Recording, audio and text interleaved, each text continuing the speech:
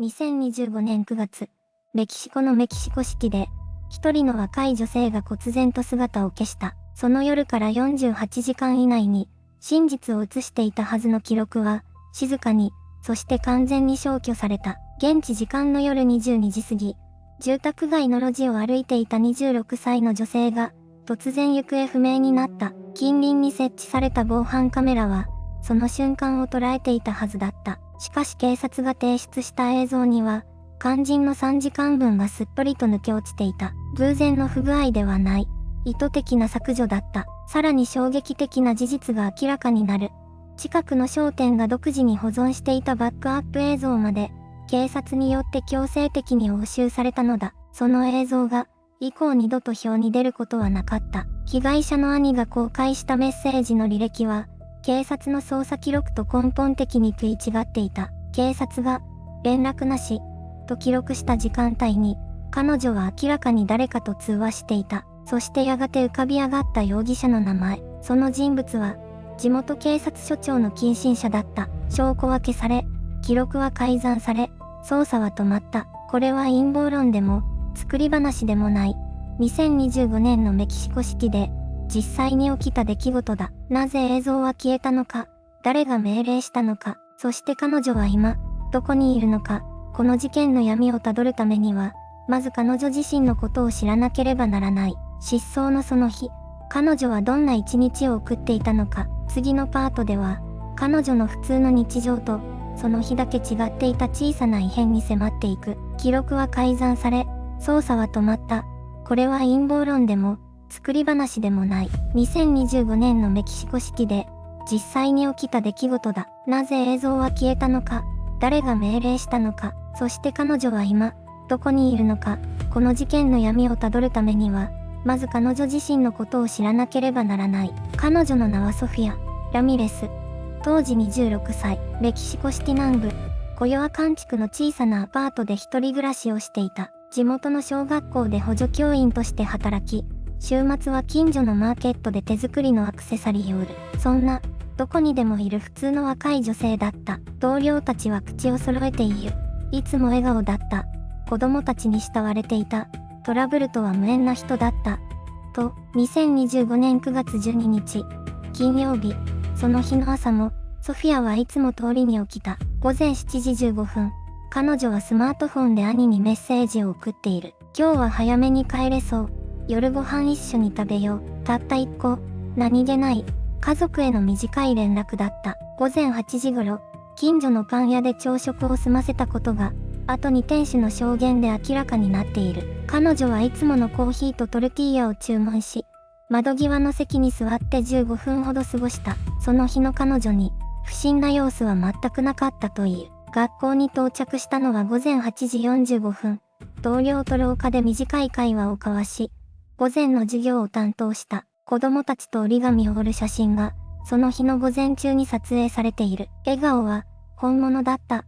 しかし、その日だけ違っていたことがある。午後2時を過ぎた頃、ソフィアは職場の同僚に、誰かに見られている気がする。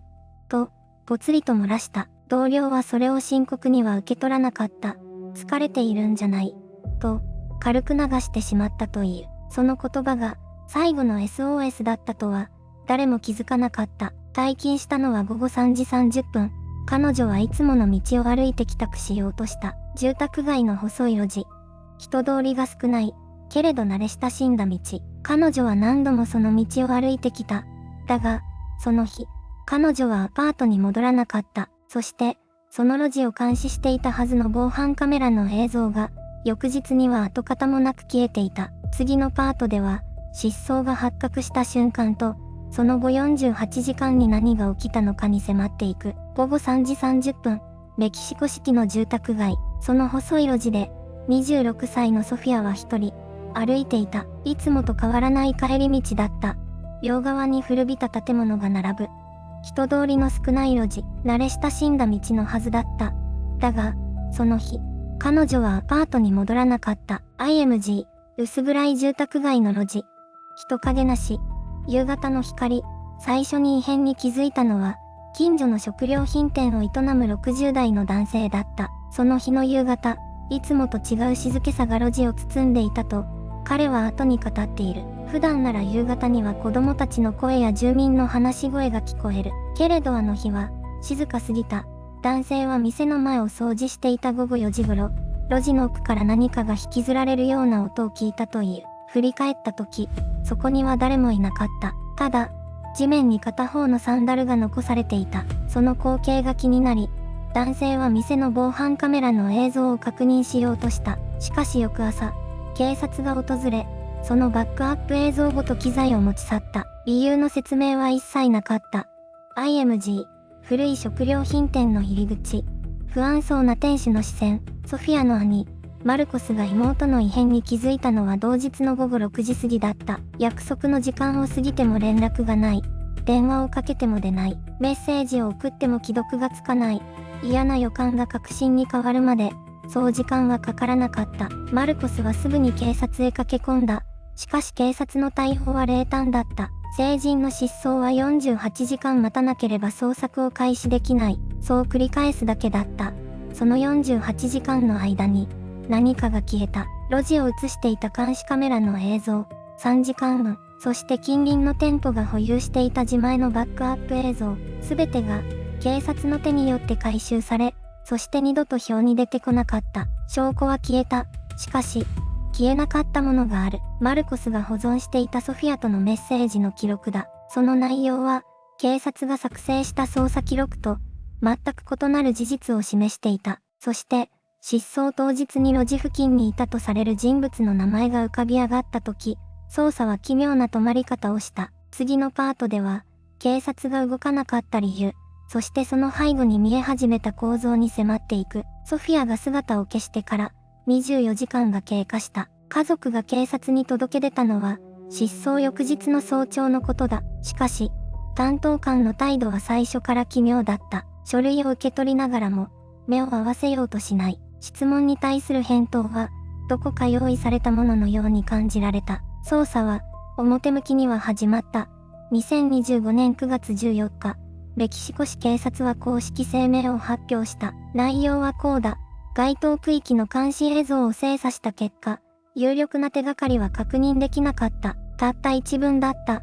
3時間分の映像が消えていることへの言及は、一切なかった。兄のマルコスは、この声明を聞いてすぐに異変を感じたという。手がかりがなかったのではない。手がかりを消したのだ。マルコスが保存していたメッセージの記録には、失踪当日の夜、ソフィアが特定の人物について言及していた内容が残されていた。その名前は、警察の捜査記録にはどこにも登場しない。意図的に除外されたとしか考えられない。そして、地域の住民証言から一人の人物が浮かび上がった。事件当日の夜、問題の路地付近で目撃されていた男だ。年齢は40代前半。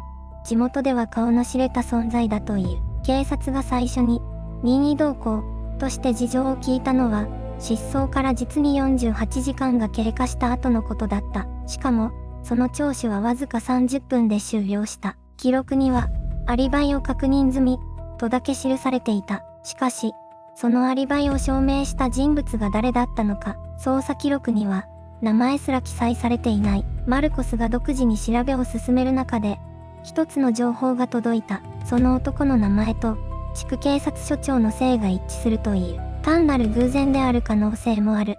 しかし、偶然にしては、あまりにも多くのことが、あまりにも素早く、あまりにも静かに処理されていた。捜査は動いているように見えた。しかし実際には、何一つ前に進んでいなかった。では、そのアリバイとは何だったのか、誰が、何のために、その証言を用意したのか、次のパートでは、その、アリバイの実態に迫っていく。アリバイは、完璧だった。少なくとも、書類の上では、容疑者として名前が浮上したその男は、事件当日の夜、警察署内で開かれた内部懇親会に出席していたとされた。署員3名が、口を揃えてその証言をした。日時も、場所も、細部まで一致していた。しかし、おかしい点があった。その懇親会の記録は、事件から4日後に作成されていた。通常、内部行事の記録は当日か翌日に登録される。4日という空白は、何かを埋めるための時間だったのではないか。被害者の兄が入手した証言記録には、さらに奇妙な記述があった。証人の一人は、懇親会の開始時刻について、最初の供述と2度目の供述で、1時間以上の差異があったという。誰も、その矛盾を追求しなかった。捜査を担当した刑事は、後に別件で異動となった。記録によれば、本人の申請によるものだとされている。しかし、申請書の提出日は、被害者の兄が内部告発を行った翌日だった。地区警察署長は、公式の場でこう述べた。捜査は適正に行われた。アリバイは確認済みであり、容疑者との関係性についても調査した結果、問題はなかった。その言葉は、静かで、滑らかで、何も答えていなかった。2026年5月現在、削除されたはずの映像の復元請求は、3回却下されている。理由は、該当データは存在しない、というものだ。存在しないのか、それとも、存在させてはならないのか、公式の結論は出た。しかし、誰も納得していない。被害者の家族も、地域の住民も、そしてこの事件を追い続けるジャーナリストたちも、結論とは、時に真実を閉じ込めるための蓋になる。アリバイが完璧であればあるほど、その裏にある何かが透けて見える。完璧さとは、人間が自然に生み出せるものではない。準備されたものだ。では、その、準備は、誰の手によって行われたのか。次のパートでは、この事件の構造そのものに、最初の亀裂が入る瞬間を、亀裂は、静かなところから始まる。派手な暴露でも、劇的な告白でもない。誰かがふと口を滑らせた一言、あるいは、記録の中の小さな矛盾。それが積み重なった時、精巧に組み上げられた壁は、内側から崩れていく。目撃者がいた。事件当日、あの路地の入り口付近に立っていた男性だ。警察の最初の聴取記録には、彼の名前が登場する。しかし、その後の報告書からは、完全に消えている。名前も、証言も、存在そのものが、なぜ消えたのか。彼は後に、地元のジャーナリストに対してこう語ったとされている。警察に呼ばれた。ただ、話した内容は書き残さないと言われた。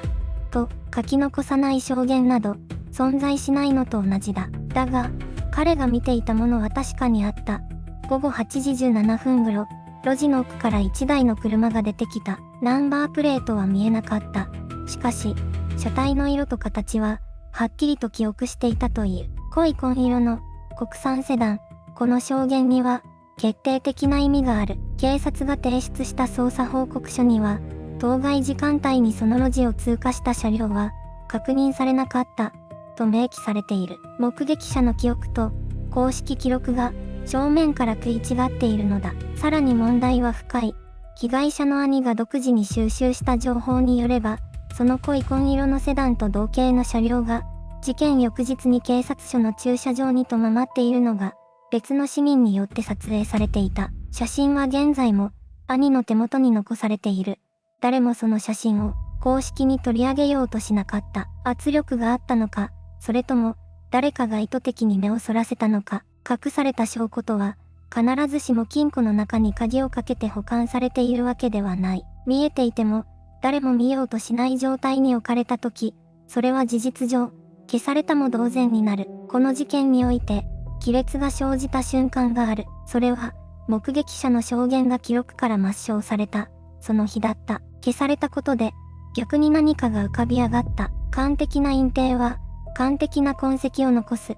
そして今、もう一人の人物の名前が、捜査の外側で囁かれ始めている。次のパートでは、表舞台に現れることのなかった、第二の容疑者に迫る。その名前は、捜査ファイルのどこにも記載されていなかった。公式の記録には存在しない。しかし、彼の影は事件のあらゆる場所に落ちていた。二人目の人物。捜査の外側で、静かに、しかし確実に名前が囁かれ始めた男。被害者の兄が公開したメッセージログの中に、一つの番号が繰り返し登場していた。それは登録されていない番号だった。発信元は特定されていない。しかし、そのやり取りの内容は、単なる知人関係では説明がつかないものだった。被害者は事件の3日前、その番号に向けてこう送っていた。もう関わりたくない。と、検診は一言だった。それは、お前が決めることじゃない。と、このメッセージは、警察の公式捜査記録には含まれていない。提出されたはずのログが、受理されたという証拠がない。まるで、最初から存在しなかったかのように扱われていた。地元の独立系ジャーナリストが追跡した結果、その番号の使用履歴が、ある特定のエリアに集中していることが判明した。そのエリアは、第一容疑者が頻繁に出入りしていた場所と重なっていた。つまり、二人は繋がっていた。被害者との接点は、偶然ではない。半年以上にわたる接触の痕跡がある。しかし、その人物は一度も事情聴取を受けていない。警察はその名前に一切触れなかった。なぜか、その答えは、この人物の身元にあった。彼は地域の有力者と深いつながりを持つ人物であり、表向きは民間の運送業者として登録されていた。しかし実態は、灰色の領域で動く存在だった。そして、第一容疑者と警察署長をつなぐ、見えない橋のような役割を担っていたとされる。証拠は断片的だ。しかし、断片が多すぎる。偶然にしては、あまりにも多くのものが、この男の周囲で消えている。映像が消えた。証言が消えた。メッセージが消えた。そして今、被害者本人が消えている。何かが、意図的に守られている。そして次のパートで、ついに全ての意図が一点に収束する。誰が、何のために、この隠蔽を設計したのか、その確信に、今、迫る。意図は、一点に収束しようとしていた。消えた映像、封じられた証言、圧を寒されたバックアップ、そして、被害者の兄が命がけで守り続けたメッセージのログ。これらすべてが、ある一つの方向を指し示していた。容疑者の名前は、ラウル・エスピノサ。20代後半の男で、表向きは建設業者として活動していた。しかし実態は違った。メキシコシティ警察署長、カルロス・ビジャレアルの妻のいとこ。それが、ラウルの本当の立場だった。この関係が明るみに出たのは、事件から3週間後のことだった。被害者の兄、エミリアーノが独自に入手した住民票の写しと、2人が同席していた地域会合の出席記録。それが、全ての歯車を狂わせた原因だったと、今は誰もが理解している。警察は動かなかった。いや、正確には、動かないよう設計されていた。事件当日の午後11時17分、監視カメラの映像が削除された時刻として記録に残っているその瞬間、署長室では内部回線による通話が行われていたことが、後に通信記録の開示請求によって判明した。通話相手は特定されていない。しかし、発信元の端末番号は、ラウルが所持していたプリペイド携帯のものと一致していた。偶然だろうか、48時間の空白、3時間分の映像の消去、圧を寒されたバックアップ。そして、ラウルへの事情聴取は一度も行われなかった。被害者、ソフィア・メンドサ、26歳。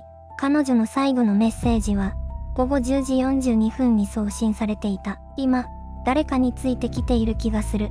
怖い。そのメッセージを受け取った友人が警察に通報したのは、翌朝のことだった。しかし捜査記録には、その通報の記載がなかった。記録されなかったのではない。消されたのだ。これは、一人の女性の失踪事件ではない。これは、権力が証拠を設計的に抹消した事件だ。誰が命じたのか、誰が実行したのか、そして、ソフィアは今、どこにいるのか。次のパートで、この事件の最終的な真実と、その後の展開を明かす。2025年12月、メキシコ市当局は、ソフィア失踪事件を、捜査終結、として公式に処理した。理由は、証拠不十分、だった。しかしその結論は、多くの疑問を置き去りにしたままだった。削除されたはずの防犯カメラ映像、押収されたまま返却されなかった近隣店舗のバックアップ記録、そして、捜査書類に存在しなかった通報の記載。これらすべてが、捜査終結、という一言で封じられた。ソフィアの兄、エドアルドは諦めなかった。彼は自ら収集したメッセージの記録と、独自に確保した証人の証言を携えて、国家人権委員会に申し立てを行った。2026年1月のことだった。委員会の調査が始まると、新たな事実が浮上した。事件当日、当該地区の警察署長が、職務時間中に数回にわたって特定の番号へ通話していたという記録が確認されたのだ。その番号の所有者は、当初から容疑者として名前が挙がっていた人物の親族だった。偶然とは言い切れなかった。しかし委員会の権限には限界があった。刑事責任の追及は、検察の管轄だった。そして検察は、動かなかった。市民団体が街頭に出た。ソフィアの写真を掲げた人々が、司法省の前に集まった。それでも、公式の立場は変わらなかった。事件は、終結したままだった。ここで立ち止まって、考えなければならない。証拠が消えるとき、それは偶然ではない。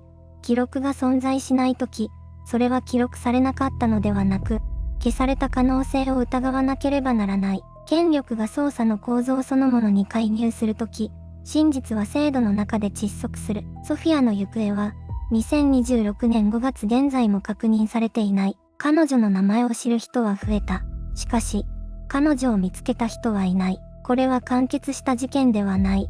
これは、今もどこかで続いている物語だ。次のパートでは、この事件が残した問いと、今もメキシコで繰り返される構造的な闇について、エピローグとして語る。その後、関わった者たちは、今どこにいるのか。捜査を担当していた警察署長は、2025年12月に、健康上の理由を名目として職を退いた。処罰はない。懲戒もない。ただ、静かに消えた。容疑者として名指しされた人物は、依然として自由の身だ。逮捕状は請求されていない。捜査ファイルの一部は、行政上の手続きミスを理由に、閲覧不能の状態に置かれたままだ。ソフィアの兄、ダニエルは今もメキシコ市内に住んでいる。しかし、彼の元には毎月、差出人不明の封筒が届くという。中身は白紙だ。それが何を意味するのか、説明する者は誰もいない。削除された防犯カメラの映像、3時間分の空白は、公式記録の上では、システム障害による消失、と処理されている。誰も責任を問われていない。2026年5月現在、メキシコでは年間で数千人以上が行方不明となっている。そのうち、捜査が正式に継続されているケースは、全体の3割にも満たない。ソフィアの失踪は、例外ではない。それが、最も恐ろしい事実だ。制度が沈黙するとき、真実を語り続けるのは、名前を呼び続ける人間だけだ。あなたがこの動画を最後まで見たという事実が、すでに一つの抵抗だ。ソフィア・ラミレス、26歳、2025年9月、メキシコシティで姿を消した。彼女の名前を忘れないでほしい。